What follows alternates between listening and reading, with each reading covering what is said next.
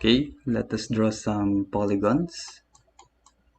Okay, so it is hidden under the drop down menu of the rectangle polygon. Okay, so make sure you pay attention in the command line. Okay, so polygon, so enter number of sides. Okay, let's say I wanted to draw a five-sided polygon, or that is a pentagon. Okay, so I'll just type in 5.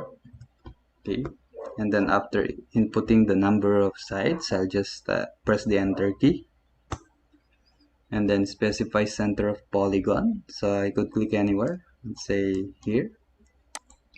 Say there are two options here. It's either inscribe or circumscribe about a circle. So I'll just select the inscribe. Okay, or inscribe. Okay, then you specify the radius of the circle. So when we say inscribe, the polygon is inscribe.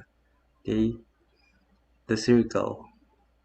Okay, as you'll notice in the inputting values of the radius, it is connected along the vertex of the polygon. So if that is the radius of the circle connected in the vertex, okay, so if you draw the circle, it will be connected all throughout across all of its vertices. Okay, let's say 300.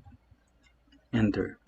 Okay, so from the center up to the vertex, okay, that has a radius of 300.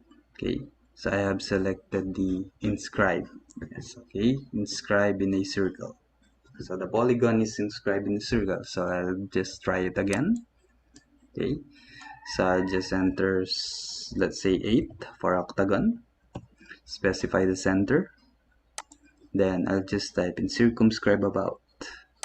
Okay, so you'll notice circumscribe about, the radius of the circle is connected along the center or midpoint of one of its sides.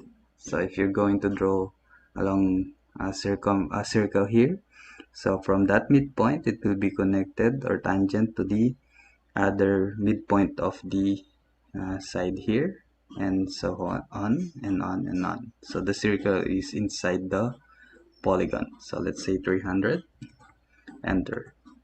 Okay, so from the center up to this point, okay, I could draw a circle here, so that is tangent along all of its sides. So that is the circumscribe. Okay, so you can practice drawing polygons.